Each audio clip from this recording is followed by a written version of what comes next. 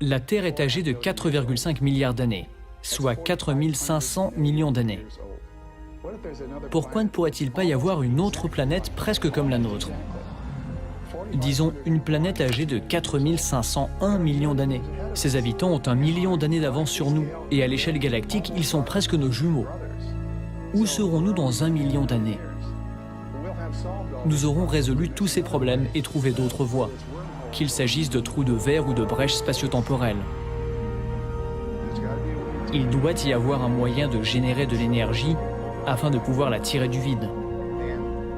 Le fait qu'ils soient présents nous montre qu'ils ont trouvé ce moyen. C'est un choc important pour le système humain. Je comprends que les gens de notre génération qui aspirent à occuper des fonctions politiques, etc., n'osent pas aborder la question. Parce qu'il s'agit là d'une remise en question de notre vision du monde. C'est un défi fondamental à notre vision du monde. Nous en sommes donc là, une espèce relativement immature qui se débat avec une possible autodestruction. Si s'aligner sur le tort implique de détenir la clé d'une nouvelle forme d'énergie, propre et sûre, imaginez les conséquences. Cela pourrait représenter l'avancée technologique la plus révolutionnaire de tous les temps. Qui ne voudrait pas d'une source d'énergie illimitée et disponible gratuitement? Il s'agit d'une question clé. C'est ce qui m'a conduit au point suivant.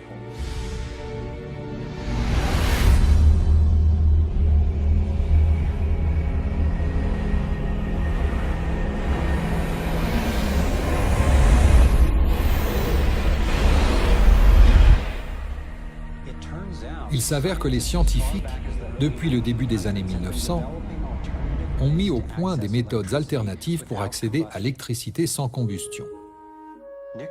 Nikola Tesla a cru qu'il avait découvert ce qu'il appelait l'énergie radiante. Beaucoup de scientifiques pensent qu'il a introduit ce qu'on appelle aujourd'hui l'énergie libre. Mais avant que Tesla n'arrive au terme de son projet, son financier et banquier JP Morgan, qui détenait le monopole du cuivre utilisé pour fabriquer les lignes électriques, reconnut que l'invention de Tesla pouvait émettre de l'électricité sans câble et il cessa de financer Tesla. Le laboratoire de Tesla fut réduit en cendres et Tesla fut mis à l'écart. Tout ça parce qu'il avait essayé de mettre en œuvre sa vision d'une énergie illimitée pour tous.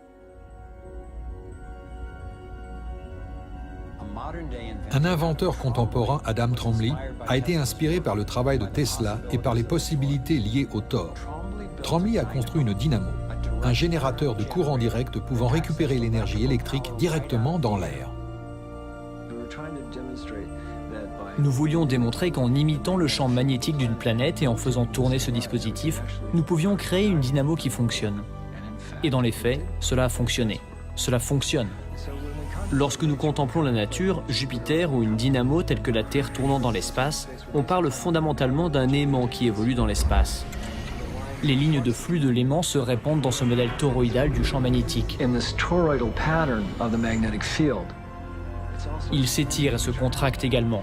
Il respire. Il absorbe littéralement l'énergie de l'espace et la transforme. Rien que dans cette toroïde, nous avons suffisamment d'énergie pour transformer la planète entière. Ce n'est pas juste un exposé théorique, c'est la réalité. Réfléchissez un peu aux implications que cela induit. Cela signifie que n'importe quel endroit sur la Terre dispose soudainement d'énergie. Chaque personne sur Terre dispose soudainement d'énergie. C'est la profusion universelle. Trombley avait été invité à faire une démonstration de l'un de ses générateurs aux Nations Unies et au Sénat américain, mais la première administration Bush a torpillé ces événements. Ensuite, l'appareil lui-même a été saisi lors d'un raid gouvernemental. L'expérience de Trombley n'est pas un cas unique. À chaque fois, ou presque, que j'ai rencontré l'inventeur d'une technologie prometteuse dans le domaine de l'énergie libre, il m'a raconté une histoire similaire. L'inventeur John Bedini a commencé à travailler en se basant sur les théories de l'énergie radiante de Tesla il y a plusieurs dizaines d'années. Il a produit un éventail de chargeurs de batteries qui généraient plus d'énergie qu'il n'en fallait pour les faire fonctionner. Il a annoncé qu'il allait les commercialiser à bas prix. Peu de temps après, il a été agressé dans son laboratoire et prévenu qu'il ne devait pas fabriquer les machines. Pour sa propre sécurité, il a dû abandonner l'idée de commercialiser des appareils à énergie libre. Tous ces dispositifs proviennent de laboratoires que j'ai personnellement visités.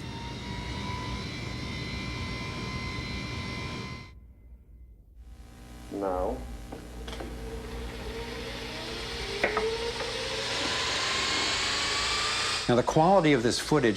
Il est vrai que la qualité de ce film est évidemment mauvaise, et je ne m'attends pas à ce que vous soyez convaincus. Ce que je veux dire, c'est qu'ayant été là-bas avec ces inventeurs, accompagnés d'experts, et voyant ces appareils à nouvelle énergie en service, j'ai été convaincu que la technologie est réelle et que ses implications sont exaltantes. Le Canadien John Hutchinson a non seulement créé des piles fonctionnant à l'énergie libre, mais il a également utilisé les théories de Tesla pour contrer la gravité, afin de faire flotter les objets. Cela pourrait révolutionner le domaine de la propulsion. Son laboratoire a été cambriolé et son équipement saisi par la police et les autorités en 1978, 1989 et de nouveau en 2000. L'un des scientifiques avec lequel nous souhaitions nous entretenir dans le cadre de ce film était le docteur Eugene Malov, un ingénieur du MIT et de Harvard, rédacteur en chef du magazine Infinite Energy, qui traite des développements théoriques et technologiques dans le domaine de l'énergie nouvelle.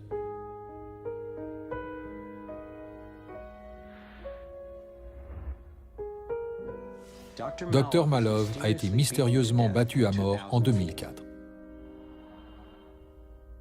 Si ces inventeurs étaient tous des blagueurs et des charlatans, je me suis demandé pourquoi ils avaient été supprimés de manière si brutale et systématique. J'ai demandé à Adam Trombley, l'inventeur de l'énergie libre, pourquoi il pensait que cette technologie était en cours de suppression et si le phénomène des ovnis y était lié. Plusieurs militaires importants ont pris des risques majeurs en disant « oui, ces choses sont réelles ». Pourquoi pensez-vous que le complexe militaro-industriel ne veut pas entendre parler de ça? Parce que cela vous pousse à vous demander quel type de technologie se cache derrière. Tout tient à cela. La suppression du phénomène des ovnis va de pair avec celle de ce qu'on appelle l'énergie libre. L'énergie est extraite de la structure de l'espace qui nous entoure, ce qui signifie qu'elle ne peut être mesurée. Il s'agit là d'une menace directe à l'égard de l'industrie la plus importante au monde, celle de l'énergie. Adieu ExxonMobil, adieu pétrole, adieu charbon, adieu lignes électriques. Tout cela serait du passé. Malheureusement, il s'agit d'une tirelire de quelques 200 000 milliards de dollars. Les réserves avérées de pétrole, de gaz et de charbon sont estimées à 200 000 milliards de dollars.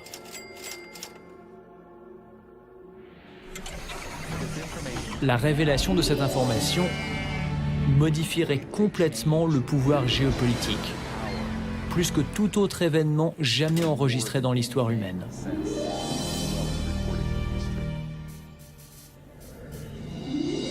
Et cela se produirait en une génération. J'ai commencé à étudier ces solutions révolutionnaires, et à ma grande surprise, beaucoup ont été éprouvées dans des centaines de laboratoires à travers le monde. Pourtant, elles n'ont pas vraiment vu le jour.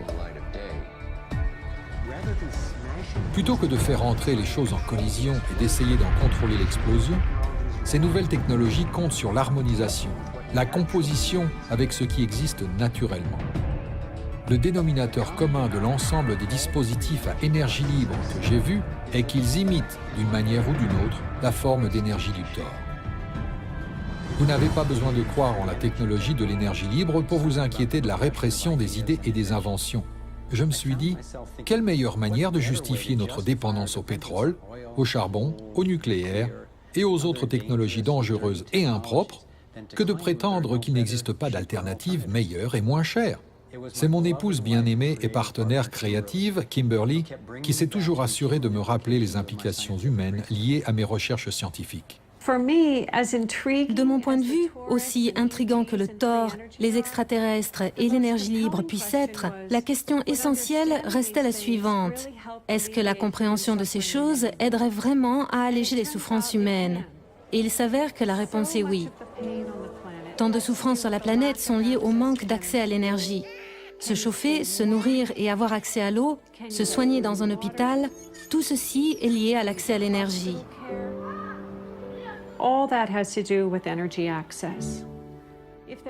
S'il existe un modèle fondamental dont je pense que l'évolution serait efficace et qui nous permettrait de créer de nouvelles technologies afin de résoudre ces problèmes, alors cela vaut la peine que j'ouvre mon esprit à ces sujets socialement tabous.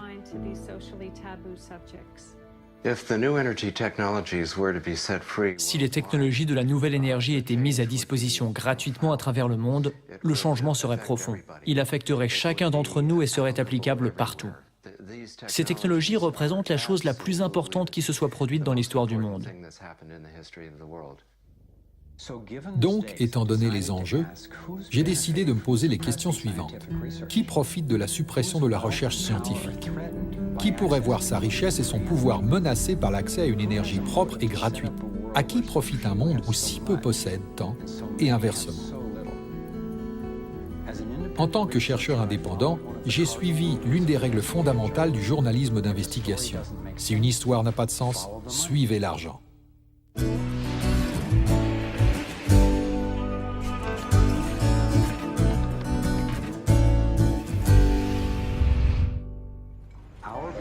Notre dépendance au pétrole assure aux compagnies du secteur énergétique des profits phénoménaux. Je les vois engager d'énormes ressources pour faire barrage aux énergies alternatives, pour contrôler les réserves mondiales et pour maintenir des prix du pétrole élevés. Elles disposent de suffisamment d'argent et d'influence pour supprimer tout ce qui pourrait menacer leur monopole. Mais qui se cache derrière les énormes compagnies du secteur énergétique ?